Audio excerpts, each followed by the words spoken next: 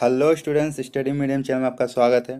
जो लोग BSc nursing and paramedical entrance exam का तैयारी कर रहे हैं उनके लिए वीडियो बहुत ही इंपॉर्टेंट है। इसमें पिछले 10 सालों के सारे क्वेश्चंस को कलेक्ट किया गया जो आपके एग्जाम में बहुत ही इंपॉर्टेंट है। तो इतना अगर कर ले तो इससे बाहर नहीं पूछेगा। तो वीडियो को शुरू से अंत तक देखिएगा बिना स्किप किए, और पसंद आए तो लाइक जरूर कीजिएगा। चलिए शुरू करते हैं आज का वीडियो। पहला क्वेश्चन है, इलेक्ट्रॉन के तरंग प्रकृति की खोज किसने की थी? Option a Thomson, option b de Broglie, option c Rutherford and option d Bohr. तो करेक्ट आंसर हो जाएगा ऑप्शन बी डी ब्रोगली। इसने इलेक्ट्रॉन की तरंग प्रकृति को खोजा था। नेक्स्ट क्वेश्चन है, तत्व के सबसे छोटे भाग को क्या कहते हैं? ऑप्शन ए परमाणु, option b electron, option c neutron and option d proton. तो इसका करेक्ट आंसर हो जाएगा ऑप्शन ए परमाणु। ये सबसे छोटा भाग होता है, लेकिन अगर बोला जाए तत्वों का सबसे स्वतंत्र छोटा भाग बोला जाए तो हो जाएगा अणु। ठीक है, क्योंकि परमाणु स्वतंत्र नहीं होती, अणु स्वतंत्र होती है। नेक्स्ट क्वेश्चन है, डाल्टन के परमाणु सिद्धांत के अनुसार कौन सा सबसे छोटा कण स्वतंत्र रूप से रह सकता है? अभी हमने बताया, तो इसका करेक्ट आंसर हो जाएगा ऑप्शन ए अणु।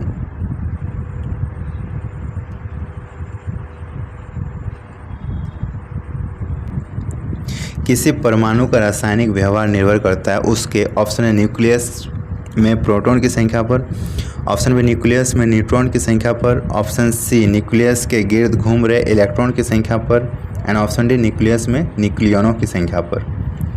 तो करेक्ट आंसर हो जाएगा ऑप्शन सी न्यूक्लियस के गिर्द घूम रहे इलेक्ट्रॉन की संख्या पर निर्भर करेगा उसका रासायनिक गुण। ठीक है, अगर न्यूक्लियस के चारों तरफ मान लो एक इलेक्ट्रॉन घूम रही है तो समझ लेना वो सबसे ज़्यादा क्षारीय धातु होगा, उसका रासायनिक व्यवहार इस तरह से। जैसे वो 4 होगा तो सेमी मेटल होगा, 5 से 7 हो जाएगा तो वो आप समझ लेना नॉन मेटल की तरफ बढ़ रहा है। ठीक है, 8 हो जाएगा तो नोबल गैस होगा। इस तरह से रासायनिक व्यवहार डिपेंड करती है उसके बाहर में घूम रहे इलेक्ट्रॉन पर।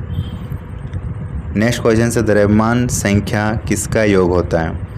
तो द्रव्यमान संख्या जो होती है वो हमारा प्रोटॉन और न्यूट्रॉन का योग होता है। प्रोटॉन प्लस न्यूट्रॉन करके द्रव्यमान बनती है, और ये न्यूक्लियस में भी पाई जाती है। तो न्यूक्लियस ही किसी भी परमाणु का द्रव्यमान होता है। नेक्स्ट क्वेश्चन से, किसी परमाणु के द्रव्यमान और द्रव्यमान संख्या के अंतर को क्या कहते हैं? बहुत अच्छा क्वेश्चन है। ऑप्शन है परमाणु क्रमांक, ऑप्शन में परमाणु संख्या, ऑप्शन सी द्रव्यमान क्षति एंड ऑप्शन डी इलेक्ट्रॉन की संख्या।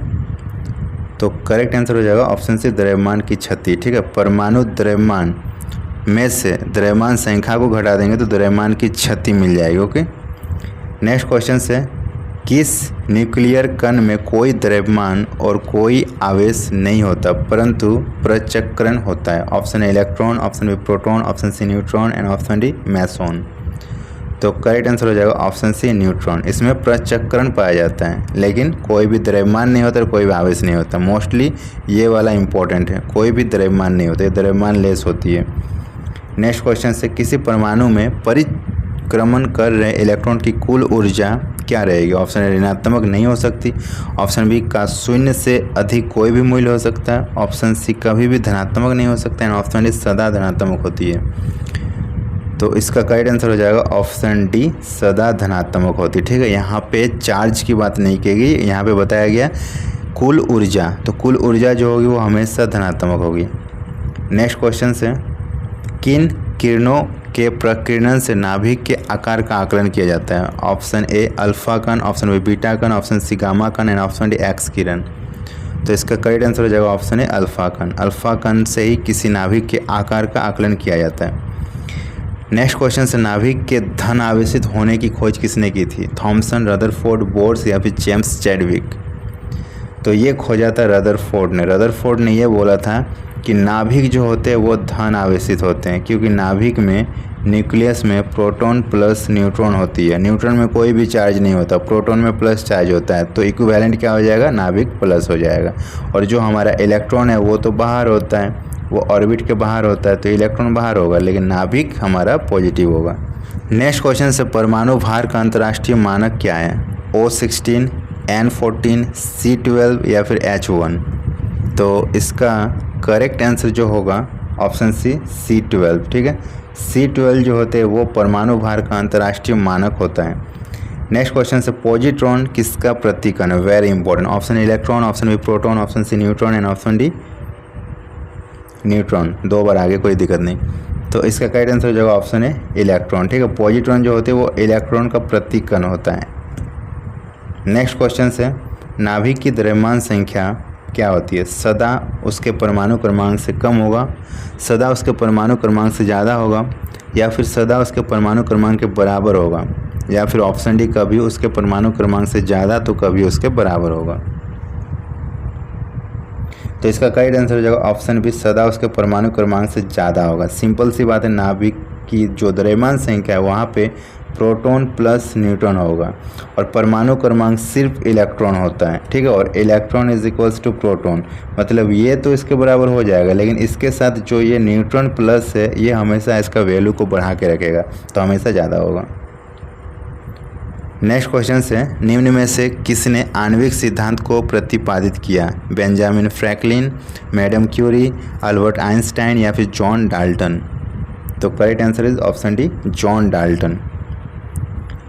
नेक्स्ट क्वेश्चन है, प्रोटॉन की जो ऊर्जा है वो मान लीजिए E है और संवेग क्या है P है और वेग क्या है C है, तो सही संबंध क्या होगा? P is equals to EC², P is equals to BC, P is equals to C/E and P is equals to E/C।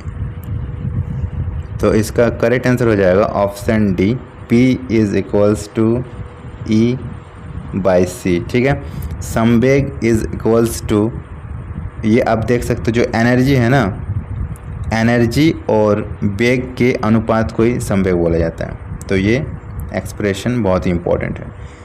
Next है, एक परमाणु में 2 इलेक्ट्रॉन के चारों क्वांटम संख्याएं आपस में समान नहीं हो सकती है। यह नियम किस वैज्ञानिक ने दिया था? हुंड्स ने, पाउली ने, फैराडे ने या अहर्नियस ने? तो इसका करेक्ट आंसर हो जाएगा ऑप्शन बी, पाउली ने दिया था। नेक्स्ट क्वेश्चन से, रासायनिक तत्व के अणु के संदर्भ में चुंबकीय क्वांटम संख्या का संबंध है। ऑप्शन ए अभिविन्यास से, ऑप्शन बी आवृत्ति से, ऑप्शन सी अमाप से एंड ऑप्शन डी चक्रण से। तो इसका करेक्ट आंसर हो जाएगा ऑप्शन डी, चक्रण से। नेक्स्ट क्वेश्चन से, क्वांटम संख्या जो किसी कक्षा में अंतरिक्ष में अभिविन्यास की दिशा विनिर्दिष्ट करती है।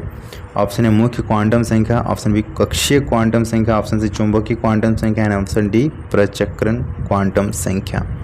तो करेक्ट आंसर हो जाएगा ऑप्शन सी, चुंबकीय क्वांटम संख्या।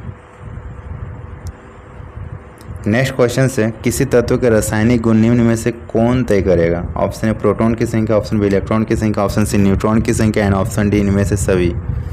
तो इसका आंसर हो जाएगा ऑप्शन बी, इलेक्ट्रॉन की संख्या। इलेक्ट्रॉन की संख्या डिसाइड करेगा उसका रासायनिक गुण। ओके, चलिए नेक्स्ट क्वेश्चन से, किसी परमाणु के बाह्यतम कक्षा में कितने इलेक्ट्रॉन रह सकते हैं? 2, 8, 18 या फिर कोई निश्चित सीमा नहीं है। तो इसका करेक्ट आंसर हो जाएगा ऑप्शन बी, 8। ठीक है, 8 रह सकते हैं। वीडियो यहीं तक है, अगर पसंद आया तो लाइक कर दीजिएगा, अपने फ्रेंड के साथ शेयर कर दीजिएगा और सारे पार्ट देखना हो तो डिस्क्रिप्शन बॉक्स में जाइए, आपको प्लेलिस्ट का लिंक मिल जाएगा और चैनल को सब्सक्राइब जरूर कर दीजिएगा। चलिए मिलते हैं नेक्स्ट वीडियो में, तब तक के लिए bye bye, thanks for watching.